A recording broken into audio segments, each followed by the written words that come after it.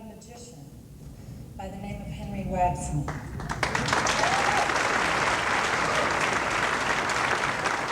Those of you who lived in California's 24th district know him as your congressman. Still others have encountered him as chairman of the Subcommittee on Health and Environment of the House Energy and Commerce Committee. Many of you here tonight know him simply as a magician, a man who has managed to push through Congress the most effective legislation addressing the AIDS dilemma our country has seen. Let me tell you some of the magic Henry Waxman has performed. He is the author of the AIDS Prevention Act of 1990. He successfully led the debate against Congressman Stannenmeyer's proposals to report everyone infected with HIV.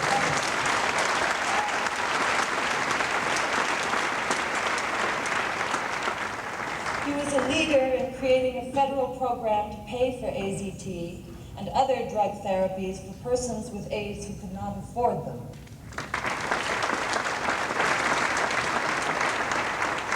He led the successful fight against the bill which would have allowed restaurants to discriminate against food handlers who are HIV infected.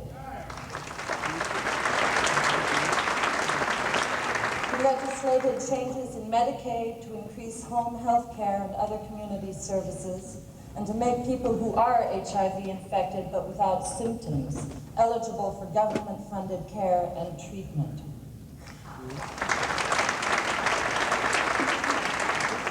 And on a daily basis, he's championed the AIDS cause since the beginning of the epidemic, when other elected officials stood on the sidelines.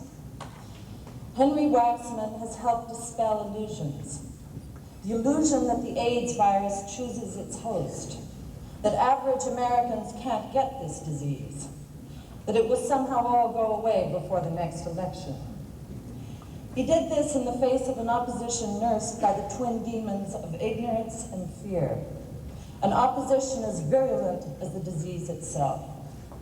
This is courage beyond the scope of most public servants. It represents a commitment beyond career, which is why we call it a commitment to life. And that is why I am so very honored to present this year's Commitment to Life Award to the Honorable Henry A. Waxman.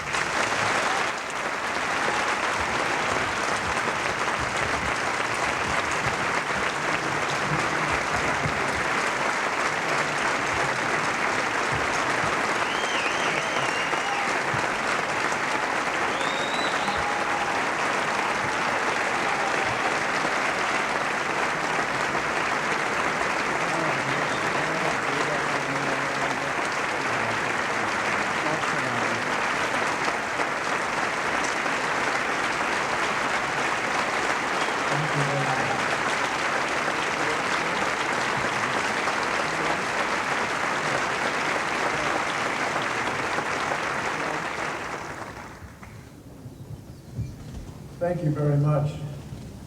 Greatly honored to be recipient of this award and to be identified with the work being done by AIDS Project Los Angeles. Tonight, I don't want to talk about numbers. I don't want to talk about budgets or charts or statistics. Tonight is a time for us to remember and to celebrate.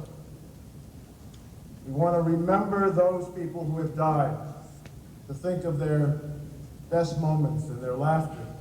It's important during this flood of sadness for us to keep clear memories of our friends and loved ones as they would want to be recalled.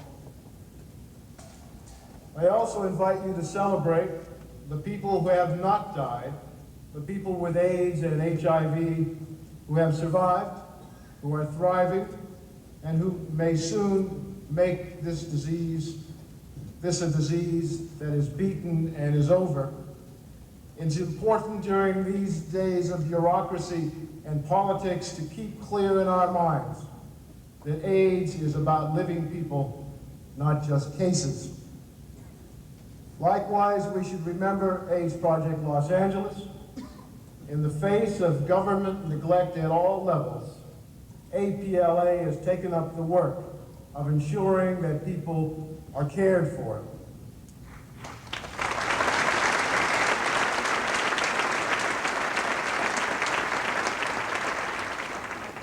we should celebrate its present and future work, making life workable for people with AIDS and making life safer for people at risk.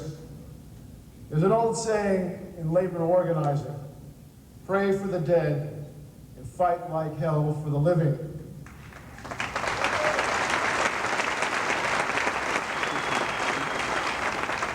Tonight, we pray and remember and celebrate. Tomorrow, we begin the fight again. Thank you very much.